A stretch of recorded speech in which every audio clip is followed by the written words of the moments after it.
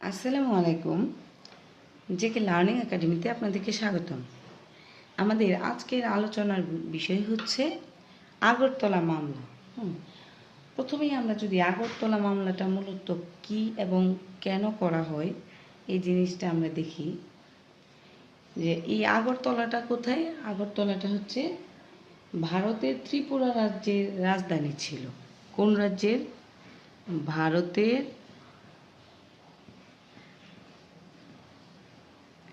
ত্রিপুরা রাজ্যের রাজধানী ছিল হচ্ছে আগরতলা। এই ভারতের এটার মূল কারণ কি ছিল যে আগরতলা ষড়যন্ত্র মামলাটা কি? ভারতের ত্রিপুরা রাজ্যের রাজধানী আগরতলায় শেখ মুজিবুর রহমান ও তার সহযোগীরা ভারতের সহায়তায় সশস্ত্রভাবে পশ্চিম পাকিস্তান থেকে পূর্ব পাকিস্তানকে আলাদা করার চক্রান্ত করছে। এই যে অভিযোগটা, এই অভিযোগটা উত্থাপন করে হচ্ছে আইয়ুব খান। কে? আইয়ুব খান এবং তার সাথে যে সহকর্মীরা ছিল তারা এই অভিযোগটা করে তারপরে হচ্ছে শেখ মুজিবুর রহমান এবং তার সাথে টোটাল মোট ৩৫ জনের বিরুদ্ধে একটি মামলা করে।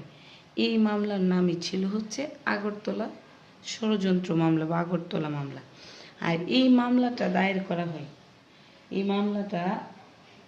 করা হয় হচ্ছে ৩রা জানুয়ারি ১৯৬৮ সালে। এটা খুবই গুরুত্বপূর্ণ প্রশ্ন যে কত তারিখে বা কবে আগরতলা ষড়যন্ত্র মামলা দায়ের করা হয়।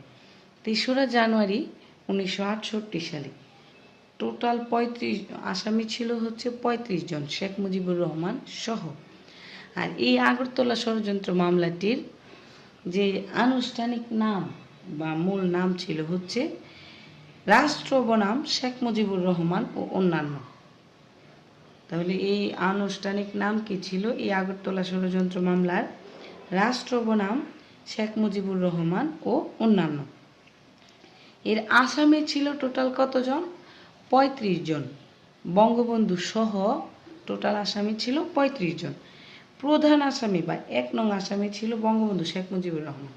তাহলে প্রশ্ন আসতে পারে যে আগরতলা ষড়যন্ত্র মামলার ১ নং আসামি বা প্রধান আসামি কে ছিলেন? বঙ্গবন্ধু শেখ মুজিবুর রহমান। দ্বিতীয় প্রধান আসামি ছিলেন হচ্ছেন লেফটেন্যান্ট কমান্ডার মোয়াজ্জেম হোসেন, যিনি মূলত আগরতলা পরিকল্পনার প্রধান নেতা ছিলেন। আর খুবই গুরুত্বপূর্ণ প্রশ্ন যে সার্জেন্ট জহুরুল হক কত নং আসামি ছিলেন? তিনি ছিলেন ১৭ নং আসামি এবং তিনি ছিলেন বিমান বাহিনীতে কর্মরত। তাহলে ১৭ নং আসামি কে ছিলেন? সার্জেন্ট জহুরুল হক। আর সর্বশেষ বা ৩৫ নং আসামি ছিলেন হচ্ছে লেফটেন্যান্ট আব্দুর রউফ, তিনি ছিলেন নৌবাহিনীতে কর্মরত। তাহলে ১ নং আসামি ছিলেন হচ্ছে বঙ্গবন্ধু শেখ মুজিবুর রহমান, ২ নং আসামি ছিলেন মোয়াজ্জেম হোসেন, ১৭ নং আসামি ছিলেন হচ্ছে সার্জেন্ট জহুরুল হক, আর সর্বশেষ বা ৩৫ নং আসামি ছিলেন হচ্ছে লেফটেন্যান্ট আব্দুর রউফ। পরে হচ্ছে আমরা যদি দেখি যে স্বাধীনতার তথ্য পরিকল্পনা, এই যে পরিকল্পনা করেছিল, এই তথ্যটা ফাঁস করেন কি? এই তথ্যটা ফাঁস করেন হচ্ছে পাকিস্তান ইন্টেলিজেন্সের সদস্য আমির হোসেন। কে? এই আমির হোসেন হচ্ছে এই পরিকল্পনার তথ্য ফাঁস করে দেন। এবং এই মামলার অভিযোগে কি বলা হয়? যে মামলা যে করা হয়, মামলার অভিযোগটাতে বলা হয় হচ্ছে যে শেখ মুজিব সহ ৩৫ জন আসামি পূর্ব পাকিস্তানকে পাকিস্তান থেকে পৃথক করতে ভারতের সাথে সংযুক্তির ষড়যন্ত্র করছে। তাহলে মামলার কিন্তু মূল যে বিষয়বস্তু, মূল যে কারণই কিন্তু ছিল এটা যে শেখ মুজিব আরও ৩৫ জনকে নিয়ে পূর্ব পাকিস্তানকে পাকিস্তান থেকে পৃথক করতে চায় এই ভারতের সাথে মিলে বা ভারতের সাথে সংযুক্ত হয়ে। আর এই মামলার যে প্রধান লক্ষ্য, পাকিস্তান সরকার যে মামলাটা করেছিল, এই মামলার প্রধান লক্ষ্য ছিল হচ্ছে যে শেখ মুজিবুর রহমানকে রাষ্ট্রদ্রোহী প্রমাণ করে ফাঁসি দেওয়া। তাহলে মূল লক্ষ্য কী ছিল? যে শেখ মুজিবুর রহমানকে রাষ্ট্রদ্রোহী প্রমাণ করে ফাঁসি দেওয়া। এরপর হচ্ছে একটা ট্রাইব্যুনাল গঠন করা হয়। তাহলে এই আগরতলা ষড়যন্ত্র মামলার ট্রাইব্যুনাল গঠন করা হয় কত তারিখে? 21 এপ্রিল 1968 সালে। এবং এর প্রধান কে ছিলেন, যে এর সাবেক প্রধান ছিলেন হচ্ছেন বিচারপতি এস এ রহমানের নেতৃত্বে। এরপর এই ট্রাইব্যুনালে সরকার পক্ষের যে আইনজীবী, কৌশলী মানে হচ্ছে এখানে আইনজীবী, সরকার পক্ষের প্রধান আইনজীবী কারা ছিলেন?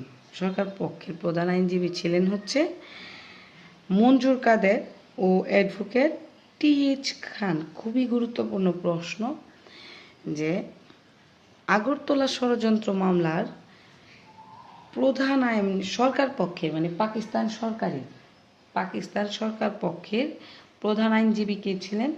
মঞ্জুর কাদের, আর ছিলেন হচ্ছেন অ্যাডভোকেট টি.এইচ. খান। এই দুইজন ছিলেন পাকিস্তান সরকারের প্রধান আইনজীবী। আর আসামি পক্ষের আইনজীবী যদি বলি, মানে শেখ মুজিবুর রহমান এবং আসামি পক্ষের আইনজীবী ছিলেন হচ্ছেন ডিফেন্স টিমের প্রধান আইনজীবী আব্দুস সালাম। কে ছিলেন? একজন ছিলেন আব্দুস সালাম, আরেকজন ছিলেন যে যুক্তরাজ্যের আইনজীবী, তিনি হচ্ছেন স্যার থমাস উইলিয়াম। এটা প্রায় অনেক পরীক্ষার মধ্যে আসছে যে আসামি পক্ষের আগরতলা ষড়যন্ত্র মামলার আসামি পক্ষের আইনজীবী কে ছিলেন?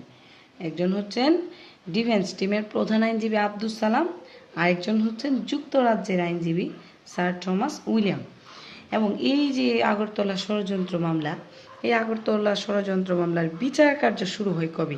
19 জুন 1968 সালে ঢাকার সেনানিবাসে। কোথায়? এই ঢাকা সেনানিবাসে হচ্ছে এই বিচার কার্য শুরু হয়।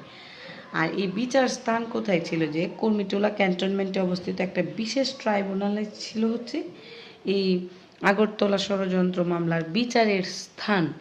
এখন আমরা যদি এক নজরে একটু 35 জন আসামির নামগুলো দেখি বা বলি, তাদের মধ্যে গুরুত্বপূর্ণ আসামি কারা কারা ছিলেন? প্রথমত হচ্ছে শেখ মুজিবুর রহমান, তারপরে হচ্ছে লেফটেন্যান্ট কমান্ডার মোয়াজ্জেম হোসেন, তারপর হচ্ছে সার্জেন্ট জহুরুল হক আর লেফটেন্যান্ট আব্দুর রুফ।